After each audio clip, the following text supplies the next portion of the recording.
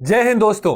स्वागत है आप सबका स्लीपी क्लासेस के यूट्यूब चैनल पे। उम्मीद करता हूं दोस्तों आप सब बहुत अच्छे होंगे।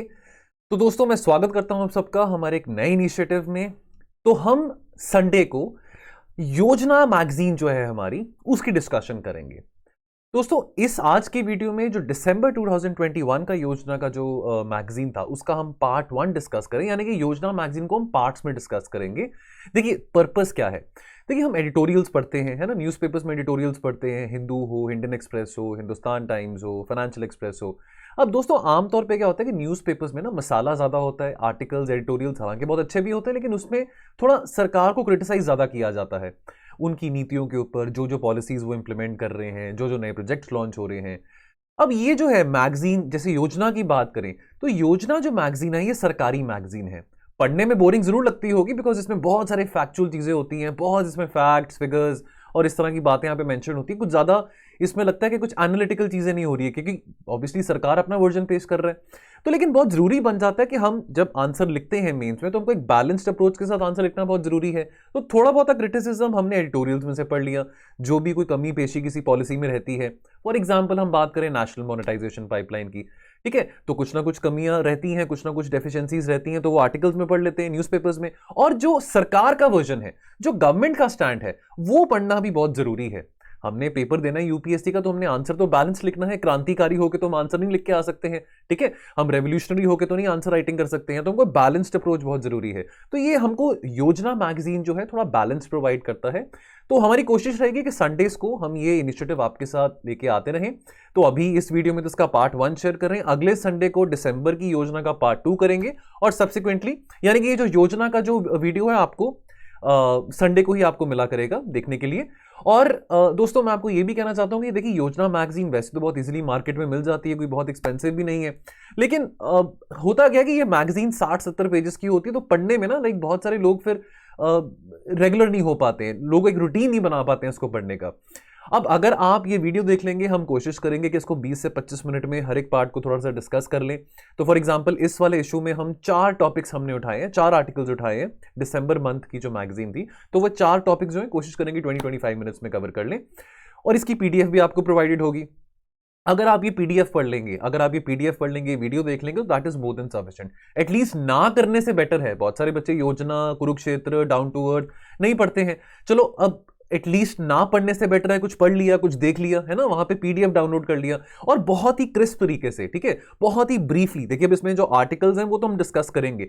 अब जो भी रेलेवेंट आर्टिकल्स हैं, ये भी नहीं कि सारे के सारे आर्टिकल्स, देखिए ये हमको पता लगाना भी बहुत जरूरी है कि कौन सी चीज नहीं पढ़नी है, वो भी बहुत जरूरी है। तो जो रेलेवेंट एडिटोरियल्स आर्टिकल्स रहेंगे योजना मैगजीन के, वो हम आपके सामने रखेंगे। उसमें से भी सिलेक्टिव जो मेन पॉइंट्स हैं उसको बहुत क्रिस्पली आपके साथ डिस्कस करेंगे, ठीक है। सो दोस्तों अबाउट योजना मैगजीन, तो जैसे कि आप जानते होंगे कि ये मंथली मैगजीन है, ठीक है, बहुत सारी भाषाओं में भी आती है।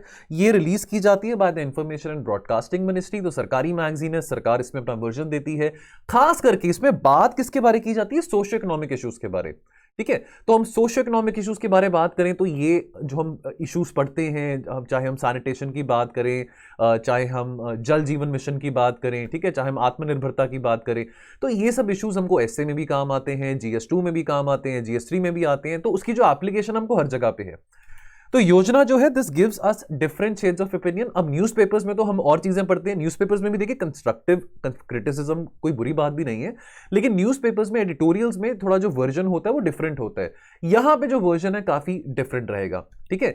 सो जो भी व्यूज हैं सरकार के किसी नीति के ऊपर, कोई भी पॉलिसी के ऊपर, तो वो जो व्यूज होते हैं बैलेंस्ड फॉर्म में इस मैगजीन में प्रोजेक्टेड होते हैं।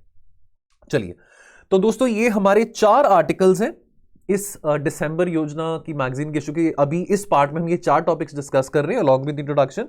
तो अगली वीडियो में जो बाकी टॉपिक्स होंगे वो हम डिस्कस करेंगे, ठीक है। तो इंट्रोडक्शन की बात करें तो इशू जो है इस बार का दिसंबर का वो आत्मनिर्भरता की बात करता है, जर्नी टुवर्ड्स सेल्फ रिलायंस की बात करें। अब जैसे कि आप जानते हैं ये हमने टर्म बहुत पिछले 2 साल से टर्म बहुत सुन रहे हैं, आत्मनिर्भरता। पैंडेमिक के टाइम पे काफ़ी लोगों को बहुत प्रॉब्लम आई थी, माइग्रेंट क्राइसिस देखा, बहुत सारे जो लोग थे वो बेरोजगार हो गए थे। तो सरकार ने एक बहुत एम्बिशियस पैकेज निकाला था, ठीक है, 20 लाख करोड़ का। अंडर द आत्मनिर्भर भारत अभियान कि हम कैसे in the wake of the crisis, in the wake of the pandemic, हम कैसे फिर भी सेल्फ सफिशिएंट रह सकते हैं, कैसे हम अपनी जो मैन्युफैक्चरिंग की बात करें, इंडिजिनस प्रोडक्शन की बात करें, उसको कैसे और बढ़ा सकते हैं। तो ये हम 2 साल से टर्म सुनते आ रहे हैं आत्मनिर्भरता की, ठीक है ना। आत्मनिर्भरता जो अभियान है ये 5 पिलर्स पे बेस्ड है। क्या क्या पिलर्स हैं? Economy, infrastructure, system, vibrant demography and demand. देखिए, डेमोग्राफी और डिमांड की बात करें तो प्रधानमंत्री जब भी बाहर जाते हैं तो वो हमेशा इसके बारे में बहुत बात करते हैं। जब भी किसी कंट्री में दौरे पे जाते हैं तो वो बहुत बार इसके बारे में बात करते हैं कि जी हमारे देश में युवा बहुत है, युवा शक्ति बहुत है, ठीक है। हमारे देश में 150 करोड़ लोग रहते हैं, तो डिमांड भी ऑब्वियसली कितना ज्यादा है, डेमोग्राफी हमारे फेवर में है। तो ये जो ऊर्जा है, ये जो शक्ति है, ये आज हमारे पास टाइम है कि इसको यूटिलाइज कर सकते हैं, ठीक है। हम देखिए 2014 में हमने 2014 से हम सुनते आ रहे हैं make in India, skill India, etcetera etcetera. अब इसी को हमने आत्मनिर्भर भारत अभियान कह दिया। बात तो वही है, बात घुमा फिरा के वहीं पे आ जाती है कि कैसे हम अपनी मैन्युफैक्चरिंग कैपेसिटीज को और इम्पेटस दे सकते हैं, बूस्ट दे सकते हैं, क्योंकि हमारे पास टैलेंट है, युवा शक्ति है। और जो हम चीजें बनाएंगे यहाँ पे, तो ऐसा तो नहीं कि यहाँ पे डिमांड नहीं है, कि यहाँ पे मार्केट कम है, 150 करोड़ यहाँ पे 150 करोड़ लोग यहाँ पे रहते हैं, 150 करोड़ पीपल। तो डेफिनेटली वो जो प्रोडक्ट्स बनाए जाएंगे उसकी डिमांड इंटरनली बहुत क्रिएट होगी। नाउ ये जो स्टिमुलस प्रोवाइड किया गया था 20 लाख करोड़ का, definitely this will included the much needed support जो कि माइग्रेंट्स को, खास करके अगर हम बात करें माइग्रेंट लेबर्स की बात करें, या हम इनफॉर्मल सेक्टर एम्प्लॉयज की बात करें, या हम बात करें एमएसएमई सेक्टर की, यानी कि आपकी जो मीडियम, स्मॉल और माइक्रो एंटरप्राइजेस हैं। तो जैसे कि आप जानते हैं कि जो हमारे एमएसएमई सेक्टर हैं, देखिए ये बहुत सिग्निफिकेंटली कंट्रीब्यूट करते हैं हमारे जीडीपी को। हमारे एक्सपोर्ट्स की बात करें, एम्प्लॉयमेंट की बात करें, तो बहुत सारा जो हमारा इनफॉर्मल एम्प्लॉयमेंट जो है इकोनॉमी में, वो हमारे एमएसएमई सेक्टर में है। तो रिवाइवल ऑफ द इकोनॉमी के लिए हमको एमएसएमई सेक्टर को सेफगार्ड करना बहुत जरूरी है। तो उसके चलते यहाँ पे ये जो बहुत एम्बिशियस बजट अनाउंस किया गया था 20 लाख करोड़ का, जो लोन्स प्रोवाइड किए गए थे एमएसएमईज को और डिफरेंट और कंपनीज को। Now for the revival of the economy, ये टर्म बहुत जरूरी है। आपने इस टर्म के बारे में बार बार सुना होगा, वोकल फॉर लोकल, ठीक है। देखिए हमारे यहाँ पे इतने सारे प्रोडक्ट्स हैं, हम जोग्राफिकल इंडिकेटर्स की बात करें, जीआई टैग प्रोडक्ट्स की बात करें, तो इतने सारे प्रोडक्ट्स हैं जो यहाँ पे बनते हैं, जो यहाँ के फेमस हैं। तो हम बासमती चावल की बात करें, हम बनारसी साड़ी की बात करें, चंदेरी साड़ीज की बात करें, ठीक है। सो ये और इस तरह के बहुत सारे ऐसे प्रोडक्ट्स हैं, खाने पीने के हो, हैंडक्राफ्ट्स हो, ठीक है, इस तरह की जो चीज़ें। तो हम कैसे इन प्रोडक्ट्स को यूटिलाइज कर सकते हैं, कैसे हम इसकी डिमांड यहाँ पे तो चलो है ही है, लेकिन कैसे इसकी डिमांड बाहर भी, फॉरेन कंट्रीज में भी जनरेट कर सकते हैं, कैसे इन प्रोडक्ट्स को और एफिशिएंटली एक्सपोर्ट कर सकते हैं। तो वोकल फॉर लोकल की बात करी गई है।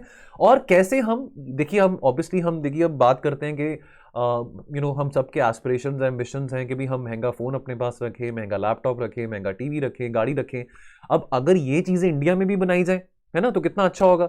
तो लेकिन अब ये इंडिया में अगर हम फोन्स की बात करें, मोबाइल फोन्स की बात करें, एसीज की बात करें, टीवीज की बात करें, तो उसको बनाने के लिए यहाँ पे हमको स्किल्ड वर्कफोर्स चाहिए, ठीक है। आमतौर पे जो प्रोडक्ट्स, हम टीवी की बात करें, इलेक्ट्रॉनिक गैजेट्स की बात करें, मोस्टली चाइना से आते हैं, हम ये चाइना से इंपोर्ट करते हैं। तो अब ये चीज़ें अगर यहाँ पे बननी शुरू हो तो कितनी अच्छी बात होगी कि हम locally indigenously produce products use कर सकते हैं। तो ये सब बातें इसमें सेल्फ रिलायंस में करी गई थी। अब शुरू करते हैं इस मैगजीन के पहले आर्टिकल से। तो ज्योग्राफिकल इंडिकेशन की बात करी गई है, ज्योग्राफिकल इंडिकेटर्स टैगिंग की बात करी गई, खास करके रूरल प्रोडक्ट्स की, ठीक है। कैसे जो ज्योग्राफिकल इंडिकेटर, जो प्रोडक्ट्स जिनको जीआई टैग मिला हुआ है, खास करके रूरल इकोनॉमी की बात करें, तो कैसे ये रूरल इकोनॉमी को बूस्ट दे सकते हैं, कैसे उसको थ्रस्ट दे सकते हैं, कैसे ये प्रोडक्ट्स की हम मार्केट और बढ़ा सकते हैं, इसका जो एक्सेस है ना सिर्फ internally with in the country, but कैसे हम इन प्रोडक्ट्स को बाहर भी एक्सपोर्ट कर सकते हैं। तो उससे रूरल इकोनॉमी को कितना बूस्ट मिलेगा। तो under article 22 of the trade related aspects of the intellectual property rights TRIPS agreement, now this defines geographical indications as indications which are identified as a good originating in the territory of a member or a region or a locality in that territory। अब जो GI है, this is not a property right कि किसी individual को दिया जाता है, rather ये किसी पर्टिकुलर गुड या सर्विसेज को दिया जाता है स्पेसिफिक टू अ रीजन, ठीक है। तो हम दार्जिलिंग टी की बात करें, हम फेनी की बात करें, जो कि ड्रिंक है, बहुत फेमस ड्रिंक है, गोवा में मिलती है, काजू से बनती है, ठीक है। बासमती की बात करें, ठीक है, बनारसी साड़ी की बात करें, तो ये सब जो चीज़ें हैं, सो ये किसी पर्टिकुलर इंडिविजुअल को नहीं दी जाती हैं, किसी पर्टिकुलर इंडिविजुअल का राइट नहीं है, लेकिन ये जो पर्टिकुलर प्रोडक्ट्स हैं, ये एक स्पेसिफिक रीजन में बनाए जाते हैं। तो जो भी प्रोड्यूसर है जो इस प्रोडक्ट्स को बना रहे हैं, उनको ये राइट मिलता है। ठीक है। तो इन जनरल जो जोग्राफिकल इंडिकेशंस है they are backed by solid business management which can bring a competitive advantage, more added value to a product, and this also increases the export opportunities, जो कि अभी इतनी ज्यादा नहीं है। तो अब इसके चलते बहुत जरूरी है बात करना जोग्राफिकल इंडिकेशंस गुड्स एक्ट के बारे। तो दिसंबर 99 में पार्लियामेंट ने इस एक्ट को पास किया था। ये जो एक्ट है this seeks to provide the registration and better protection of geographical indications relating to goods in India. ठीक है। Now this act has come out in force with effect from 15 सितंबर 2003, और 2004 में as a matter of fact Darjeeling tea जो था that was the first Indian drug जिसको GI tag award किया गया था 2004 में।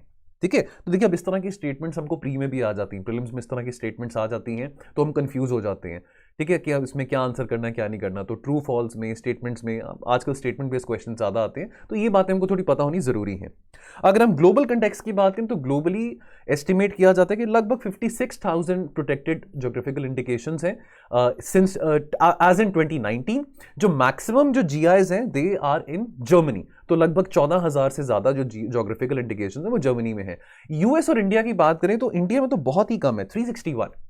Now this is not good as far as if we envisage a possibility of boosting the rural economy. अगर हम GIs की बात करें which are in force in China and India, now they are protected through the national legislations, through the national systems. Now the bulk of the GIs in force in Australia, almost 91%, Israel almost 100%, and Ukraine again close to 100%. Now they are protected through international agreements, not through national legislation. So we have a GI Act 1999, but countries like Australia, Israel and Ukraine, they don't have any national legislation pertinent to the GI products. ठीक है। तो अगर global indications की बात करें, global indicators की बात करें in the geographical indicators, I am so sorry मैंने ग्लोबल बोल दिया, जोग्राफिकल इंडिकेटर्स की बात करें रिलेटिंग टू, सो ज्यादातर जो जोग्राफिकल इंडिकेटर्स हैं they are in force relating to the wines and spirits. Now this accounts for close to 57% of the global total geographical indicators, and then obviously followed by the agriculture products and food stuff. अब क्या measures लिए गए हैं to promote the geographical indicators in India, right now. अब देखिए सबसे पहली बात तो जरूरी है कि देखिए हमको ये भी पता है कि जो जोग्राफिकल इंडिकेटर्स हैं मोस्टली वो रूरल इकोनॉमीज में है, तो कैसे हम लिंकेजेस बढ़ा सकते हैं रूरल इकोनॉमीज की फॉरेन कंट्रीज के साथ, कैसे हम इसको एक्सपोर्ट ओरिएंटेड कर सकते हैं, तो ये बात यहां पे करी गई है।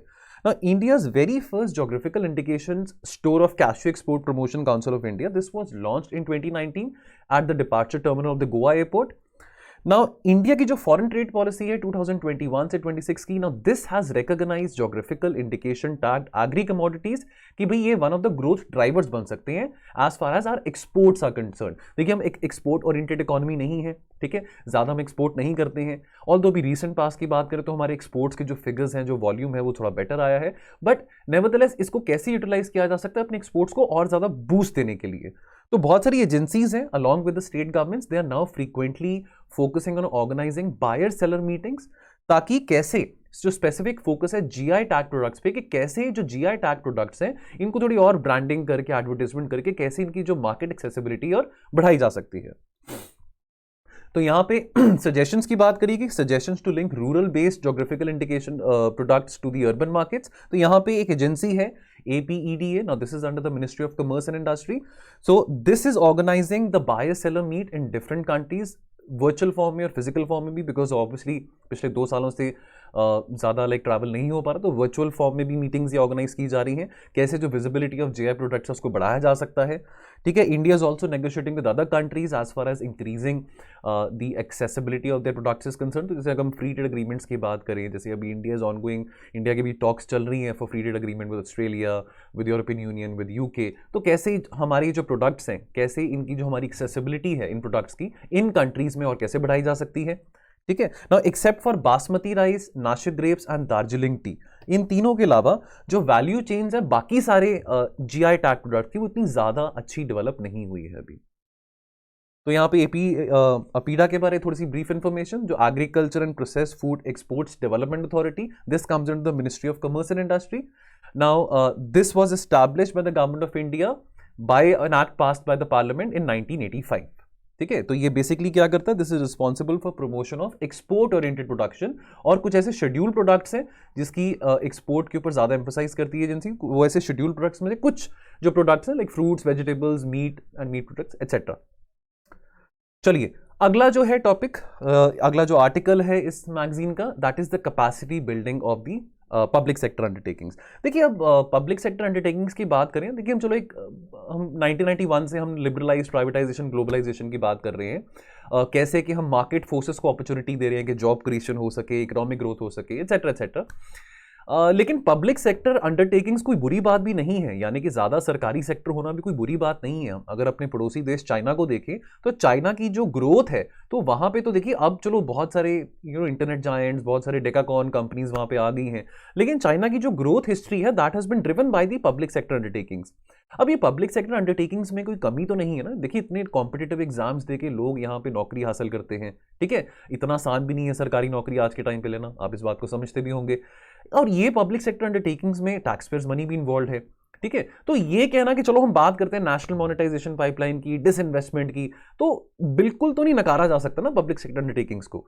Now they make a very substantial contribution to the growth of the Indian economy, ठीक है। The net profit of these operational public sector undertakings as far as the year 2019 and 20 is concerned was close to 94,000 crores. Now definitely we have to look for ways कि जहां पे हम इनकी जो capacity है, capability है, public sector undertakings की ओर बढ़ा सकते हैं। ट्रांसपेरेंसी की बात करें, वर्क कल्चर की बात करें, वर्क एथिक्स की बात करें, इम्पार्टिंग ट्रेनिंग की बात करें, तो बहुत जरूरी है कि हम इसमें और स्ट्रेंथन कर सकें कुछ डिफरेंट मैकेनिज्म्स के साथ। Now the modern processes and the capacity building in the form of functional competencies, skills and attitudes, now these are very very essential to enhance the efficiency of the public sector undertakings, ठीक है। अब यहाँ पे public sector undertakings में बहुत complicated decision लेने होते हैं, डिसीजन मेकिंग बहुत कॉम्प्लिकेटेड होती है, तो इस तरह की ट्रेनिंग देना वहाँ के ऑफिशियल्स को, खास करके जो यंगस्टर्स हैं जो भी ज्वाइन कर रहे हैं पब्लिक सेक्टर अंडरटेकिंग्स को, ठीक है, वो बहुत जरूरी है कि वो क्वालिटी डिसीजन मेकिंग रख सकें। कैसे ट्रांसपेरेंसी बढ़ सकती है, कैसे एफिशिएंसी बढ़ सकती है, तो आमतौर पर कितने सारे घोटाले देखने को आते हैं, चाहे हम पब्लिक सेक्टर बैंक्स की बात करें, पब्लिक सेक्टर अंडरटेकिंग्स की बात करें, तो कैसे एथिकल वैल्यूज को इम्पार्ट करके। अब देखिए ट्रेनिंग की बात आती है यहाँ पे, इंस्टीट्यूशनल डेवलपमेंट तो यहाँ पे ट्रेनिंग से होगी ना, ट्रेनिंग इम्पार्ट करना बहुत जरूरी है। तो अभी तक तो कोई ऐसा इंस्टीट्यूशनलाइज सिस्टम नहीं है। देखिए हर एक पब्लिक सेक्टर और जो हर एक पब्लिक सेक्टर अंडरटेकिंग है now that is imparting training to its own employees. तो यहाँ पे सजेशन दिया गया है कि कैसे एक ऐसा प्लेटफॉर्म हो, कॉमन प्लेटफॉर्म हो कि जो इंस्टीट्यूशनल एक्सचेंज है, खास करके ट्रेनिंग कैपेसिटीज की बात करें, नॉलेज इंपार्टमेंट की बात करें, कि कैसे अगर एक पर्टिकुलर अगर पब्लिक सेक्टर अंडरटेकिंग है वो सिर्फ अपने एम्प्लॉयज को ही ट्रेनिंग इंपार्ट कर रही, तो कैसे वो और पब्लिक सेक्टर अंडरटेकिंग्स के एम्प्लॉयज को भी ट्रेनिंग इंपार्ट कर सकती है, जो क्रॉस एक्सचेंज की बात यहां पे करी गई है, ठीक है। नाउ यहां पे एक प्लेटफॉर्म आ जाता है, integrated government online training, iGOT को कहते हैं। नाउ अब बात यहां पे सीधी ये आती है कि एक सक्सेसफुल कोलैबोरेशन की जरूरत है between the different public sector undertakings, ताकि हर एक पब्लिक सेक्टर अंडरटेकिंग्स जितने भी इंप्लॉयज हैं वो कैसे एक क्रॉस एक्सचेंज वे में और ज़्यादा नॉलेज एक्सचेंज कर सकते हैं, कैसे अपनी इंस्टीट्यूशनल डेवलपमेंट कर सकते हैं, कैसे ट्रेनिंग को और ज़्यादा बढ़ाया जा सकता है। तो ये जो क्रॉस एनर्जी है, क्रॉस एक्सचेंज है, क्रॉस सिनर्जाइजेशन है between them, this will also develop a vibrant pool of common resources which can be shared amongst the different public sector undertakings. तो अभी रिसेंटली कैबिनेट ने ये अप्रूवल अभी पास किया था of setting up the integrated government online training portal. तो इसका M क्या है? अब देखिए इस तरह की चीज़ें हमको प्री में भी पूछी जा सकती हैं, ठीक है। अब प्रीलिम्स में अगर आपको बाय चांस आ जाता है, recently I got was in the news because of the following reason ABCD etcetera, तो हमको एटलीस्ट ये चीज़ अब स्किप ना हो, हमने पढ़ी हुई है तो वो बेटर रहती है। Now this essentially aims are the development of integrated training infrastructure across services of all the PSUs, ठीक है। एक जो इसका कोर गाइडिंग प्रिंसिपल है वो है कि कैसे एक इकोसिस्टम बनाया जा सकता है of shared training infrastructure including that of learning materials. यहां पे और बात की जाती है एथिकल एंड मॉरल वैल्यूज की।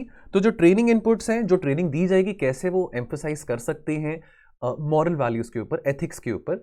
बिकॉज सी हम अपनी अगर कंट्री की बात करें, so it is very important to understand कि हमारी कंट्री में जो सोशो इकोनॉमिक कॉम्प्लेक्सिटीज है वो बहुत ज़्यादा है। देखिए ये पब्लिक सेक्टर अंडरटेकिंग्स को पैसा कहाँ से आ रहा है? अगेन टैक्स पेयर मनी से आ रहा है। तो बहुत ज़रूरी है कि जो ऑफिशियल्स यहाँ पे काम कर रहे हैं वो अपनी अकाउंटेबिलिटी दिखाएं, अपनी रिस्पॉन्सिबिलिटी दिखाएं, ठीक है, एक सेंस ऑफ पर्पस दिखाएं। तो यहाँ पे गवर्नेंस, देखिए अब हम बात करते हैं कि जी प्राइवेट कंपनीज ज़्यादा बढ़ाओ, प्राइवेटाइज कर दो।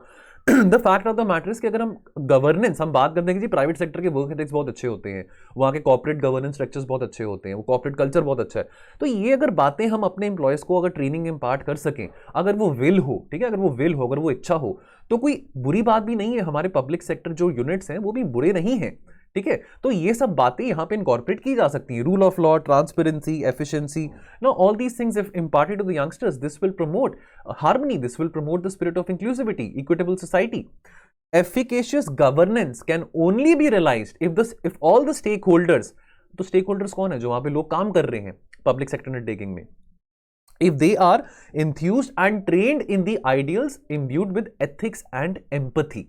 ठीक है, तो ये वर्ड बहुत यहां पे जरूरी है. देखिए ये आपका ऑब्वियसली हम GS4 में भी सब बातें करते हैं, एथिक्स के पेपर में भी सब बातें हम लिखते हैं, एम्पैथी की बात करें, एटीट्यूड की बात करें, अकाउंटेबिलिटी की बात करें, तो ये बातें बहुत कॉमन है, तो आई एम श्योर ज़्यादा आपको मुश्किल नहीं लगेगी इस बात को समझने में. चलिए अगला, हर घर जल. देखिए अब जल जीवन मिशन की यहाँ पे बात हो रही है, तो देखिए जल जीवन मिशन एक तो रूरल है, ये 2019 में अनाउंस करी गई थी, और अभी पिछले साल के बजट में 2021-22 के बजट में जल जीवन मिशन अर्बन भी अनाउंस करी गई थी. पर्पस क्या है, देखिए अब साफ पानी पीना तो हर किसी का अधिकार है, बिजली हो, पानी हो. अब हम $5 ट्रिलियन इकोनॉमी अगर बनना चाहते हैं, तो हम डेफिनेटली अंधेरे में रह के या लोग प्यासे रह के तो नहीं कह सकते कि जी हमारी कंट्री $5 ट्रिलियन इकोनॉमी है या हम थर्ड लार्जेस्ट. देखिए लोग जीडीपी तो नहीं खाते पीते हैं, ठीक है, लोगों को पानी, खाना, बिजली, ये सब चीज़ें चाहिए अपनी डेवलपमेंट के लिए. तो ये जो मिशन, ये जो स्कीम थी जल जीवन मिशन, इसका जो मेन एम था कि कैसे लोगों की क्वालिटी ऑफ लाइफ इंप्रूव की जा सके, खास करके रूरल एरियाज में. ठीक है, देखिए अब साफ पानी होना एक बहुत अच्छी, बहुत rare, I would say it's a very rare luxury, specially in the rural areas. और देखिए साफ पानी ना हो तो कितनी सारी मेजर हेल्थ प्रॉब्लम्स आ जाती हैं. अब देखिए साफ सफाई की बात करें, सैनिटेशन की बात करें, स्वच्छता की बात करें, साफ पानी की बात करें, अब कोरोना के टाइम पे तो ये चीज़ें और ज़्यादा हमको रियलाइज हो रही हैं. ठीक है, नाउ ये जो जल जीवन मिशन था, this was under implementation in partnership with all the state. ये रूरल है, जल जीवन मिशन रूरल, अनाउंस्ड इन 2019. इस बात का ख्याल आपको रखना जरूरी है. मिशन ये था कि 2024 तक हर एक घर में, हर एक जो रूरल हाउस होल्ड है वहां पे पोर्टेबल टैप वाटर कनेक्शन हो. और this is pivoted on the 73rd amendment of the constitution that empowers the gram panchayat. ये एक डिसेंट्रलाइज्ड, डिमांड ड्रिवन और community managed water supply programme है.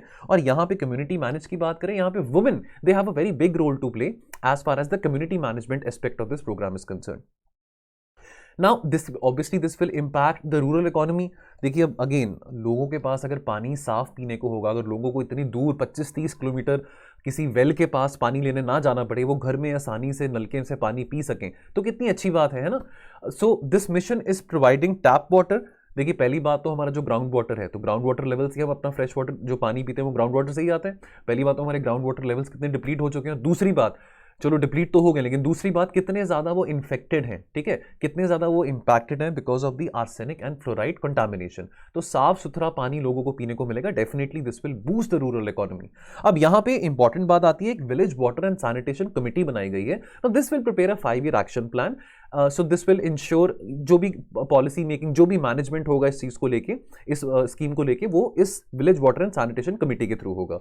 जो टोटल आउटले है इस मिशन का is round about 3.60 lakh crore, जिसमें से around about 2 lakh crore is the central government share, बाकी जो है स्टेट गवर्नमेंट्स का शेयर होगा. Working towards this mission is working towards making each village जो वॉश अप्रोच है, वाटर, सैनिटेशन एंड हाइजीन. अब जैसे मैंने बोला कि स्कीम चलो 2019 में थी, लेकिन 2020 के बाद, खास करके पैंडेमिक के बाद, कोरोना के बाद, तो सैनिटेशन रिलेटेड इश्यूज और ज्यादा सीरियसली इंग्रेन्ड हो गए लोगों के साइकी में. तो अब डेफिनेटली हम सैनिटेशन मेजर्स की बात करें, अब इसकी जो अवेयरनेस है, इसकी जो कॉन्शियसनेस है, अब लोगों में काफी ज्यादा है.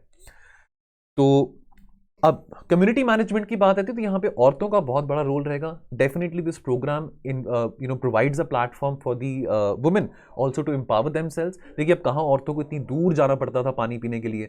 ठीक है, वो कहाँ इतनी दूर 25-30 किलोमीटर दूर जाएंगे, घर के जो भी पानी की जो नेसेसिटीज़ हैं, चाहे वो बर्तन धोने हो, नहाने का पानी हो, पीने का पानी हो, अब उनके घर में उनको पानी आराम से पीने के लिए मिलेगा तो इतने उनको लंबे डिस्टेंसेस ट्रैवल नहीं करना पड़ेगा.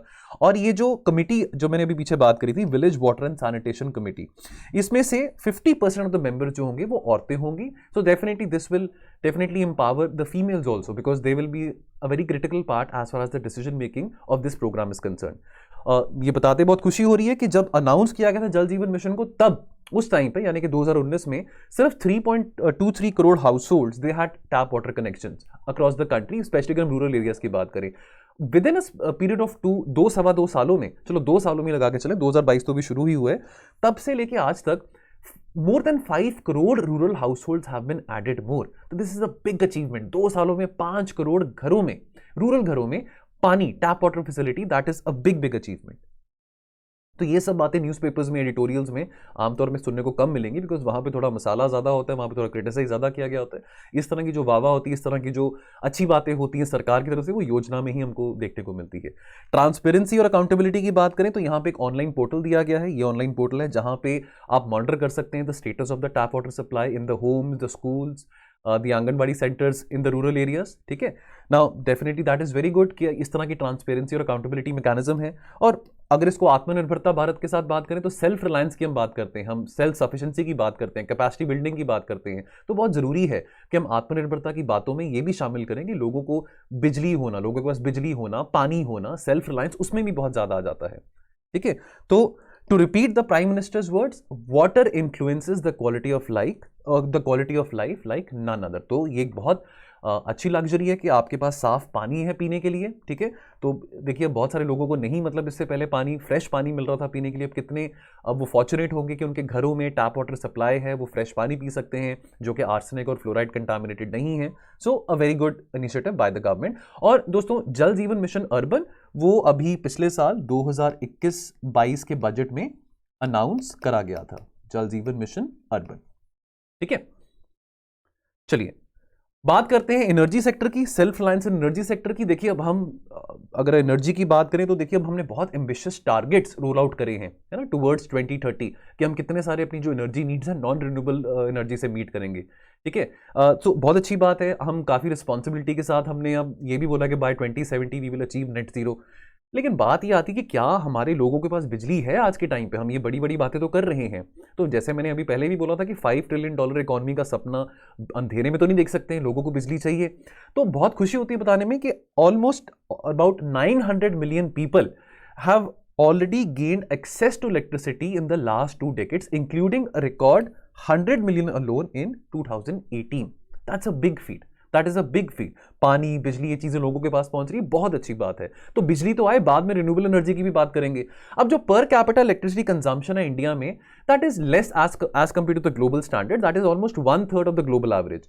तो सेल्फ रिलायंस, आत्मनिर्भरता इसमें भी मैनिफेस्ट करती है। तो हम आत्मनिर्भरता की बात करते हैं कि कैसे हम अपनी इकोनॉमिक ग्रोथ इंक्रीज कर सकें, मैन्युफैक्चरिंग इंक्रीज कर सकें।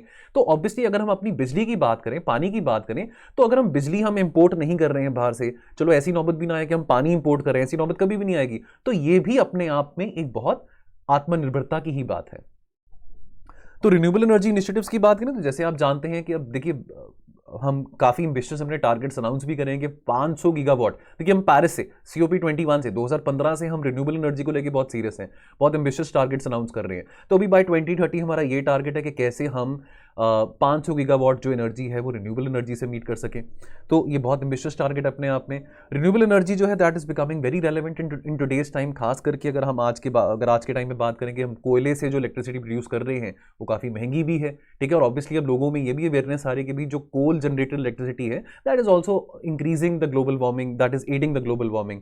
Globally India is one of the leaders in the production of renewable energy. हम इनिशिएटिव्स की बात करें, है ना, ISA की बात करें, इंटरनेशनल सोलर अलायंस, तो इस तरह के इनिशिएटिव्स इंडिया ने ही इनॉग्रेट करे हैं, इंडिया ने ही शुरू करे हैं कि कैसे सोलर एनर्जी को हार्नेस किया जा सकता है इलेक्ट्रिसिटी प्रोड्यूस करने में। तो ISA की बात करें तो जैसे आप जानते होंगे कि the countries between Tropic of Capricorn and the Tropic of Cancer, they are the member countries of International Solar Alliance. So this is an Indian-led initiative. So renewables, including solar, wind, hydro, it's green hydrogen, they are major sources of energy that lead towards a low carbon economy. तो यहाँ पे 2 schemes भी आ जाती हैं। अब schemes थोड़ी important हो जाती हैं। अगर ये स्कीम्स को रिन्यूएबल एनर्जी की बात करें तो हम ये कोट भी कर सकते हैं स्कीम्स को। अगर हमको GS3 में, खास करके इस तरह के जो टॉपिक्स हैं GS3 में आते हैं, अगर ऐसे में भी आपने रिन्यूएबल एनर्जी की बात करनी तो आप इस स्कीम्स को कोट कर सकते हैं, या हो सकता है कि आपको ये स्कीम से रिलेटेड क्वेश्चन प्रीलिम्स में भी आ जाए। तो ये स्कीम्स पीछे लॉन्च करी गई थी। तो ये आपकी प्रधानमंत्री किसान ऊर्जा सुरक्षा एवं उत्थान महाअभियान, PM कुसुम स्कीम है। तो जो PM कुसुम स्कीम है, this is aimed at ensuring the energy security for the farmers in India.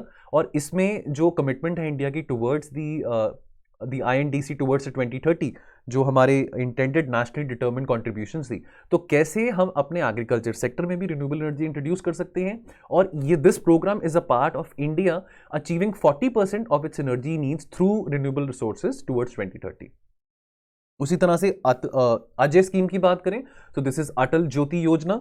This was launch by the ministry of new and renewable energy. This was launch in September 2016. तो यहाँ पे बात करी जा रही है कि जो स्ट्रीट लाइट्स हैं कैसे उसको पावर किया जा सकता है थ्रू सोलर एनर्जी.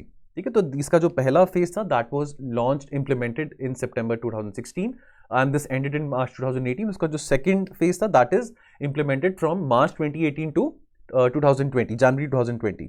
इसकी जो इम्प्लीमेंटिंग एजेंसी है that is the EESL, energy efficiency services limited. और जो टोटल कॉस्ट है स्कीम की is around about 583 crore. Major जो बजट है स्कीम का, अजय स्कीम का, वो ministry of new and renewable energy provide करेगी. और जो बाकी जो फंड्स हैं 25% फंड्स हैं वो MP लार्ज फंड्स में से आएंगे. चलिए अंत में नेशनल हाइड्रोजन मिशन की बात करते हैं दोस्तों. तो national hydrogen mission this was launched in August 2021. यहां पे बात करी जा रही है ग्रीन हाइड्रोजन के प्रोडक्शन की, कि कैसे ग्रीन हाइड्रोजन प्रोडक्शन का जो मैन्युफैक्चरिंग हब है वो इंडिया कैसे बन सकता है बाय 2050. तो कैसे यहां से ग्रीन हाइड्रोजन की एक्सपोर्ट हो सकता है. तो अगेन ये भी अब हम रिन्यूएबल एनर्जी की बात कर रहे हैं. ठीक है, इनोवेटिव वेज की बात करेंगे कैसे हम रिन्यूएबल एनर्जी से इलेक्ट्रिसिटी हार्नेस कर सकते हैं. Now ultimate aim of this mission is also to attain self reliance, आत्मनिर्भरता इन एनर्जी प्रोडक्शन. ठीक है, तो पहले तो हम ये समझ लें ग्रीन हाइड्रोजन के बारे में. ग्रीन हाइड्रोजन क्या है? It is the hydrogen which is produced by splitting water into hydrogen and oxygen using renewable electricity. तो यानी कि ग्रीन हाइड्रोजन की प्रोडक्शन के लिए हमको ये भी समझना जरूरी है, ये इलेक्ट्रोलिसिस के प्रोसेस के थ्रू होता है ग्रीन हाइड्रोजन की जनरेशन. तो हमको ये समझना भी जरूरी है कि इसकी प्रोडक्शन बिना रिन्यूएबल एनर्जी के नहीं हो सकती. सो देयरफॉर हमको रिन्यूएबल एनर्जी पे और ज्यादा एम्फसाइज करना पड़ेगा अगर हमने ग्लोबल हब बनना है as far as the green hydrogen production is concern. Now so government has decided to produce green hydrogen through renewable electricity and electrolysis which is expected to be achieved by 2050. तो target ये है कि based on the mission objectives it is estimated कि जो 25% of the world's energy needs है this will be made in India by 2050. This is very very ambitious, very very ambitious. तो ये बात भी समझना हमको बहुत जरूरी है कि चलो ग्रीन हाइड्रोजन इलेक्ट्रोलिसिस से बनता है, उसके लिए रिन्यूएबल इलेक्ट्रिसिटी बहुत जरूरी है, लेकिन ये कैपिटल इंटेंसिव भी बहुत है. अब हम सोलर एनर्जी की बात करते हैं. चलो ISA बनाया हमने, इंटरनेशनल सोलर अलायंस बनाया, लेकिन सोलर एनर्जी को भी हार्नेस करने के लिए हमको सोलर जो फोटोवोल्टिक सेल्स हैं वो चाहिए. वो आज के टाइम पे भी हम चाइना से ही इंपोर्ट करते हैं. तो ये कैपिटल इंटेंसिव है. ग्रीन हाइड्रोजन की बात करें ये भी बहुत कैपिटल इंटेंसिव है, तो पैसा बहुत चाहिए. So therefore we need to reduce the investment cost. हमको ऐसा इकोसिस्टम क्रिएट करना पड़ेगा जहां पे हम अपनी मैन्युफैक्चरिंग जो कैपेसिटीज हैं ग्रीन हाइड्रोजन की वो डेवलप कर सकते हैं. At the same time capital intensive है तो उसका भी हम ध्यान रखें कि कैसे कम दाम में हम ज्यादा एफिशिएंसी अचीव कर सकते हैं.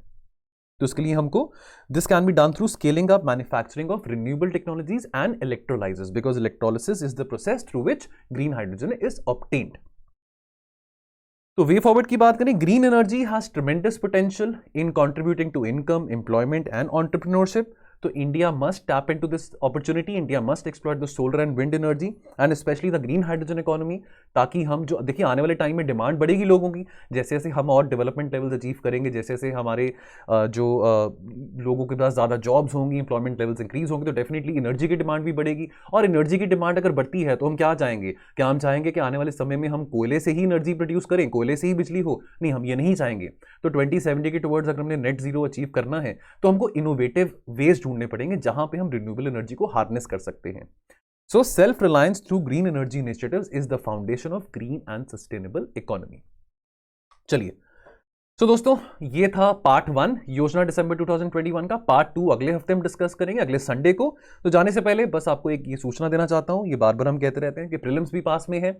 तो दोस्तों प्रीलिम्स के लिए आई एम श्योर आप अपनी रिवीजन कर रहे होंगे. करंट अफेयर्स हो, आपका स्टैटिक पार्ट हो, अगर आप हमारे साथ जुड़ना चाहते हैं, अगर आप रिवाइज हमारे साथ करना चाहते हैं तो हमने कुछ क्रैश कोर्स लॉन्च करे हैं. तो क्रैश कोर्स जो है यहाँ पे करंट अफेयर्स को भी आपको मिलेंगे. करंट अफेयर्स का जो क्रैश कोर्स है 16 मंथ्स का रहेगा फ्रॉम जनवरी 2021 टू अप्रैल 2022 और साथ में इसके टेस्ट सीरीज भी रहेगी.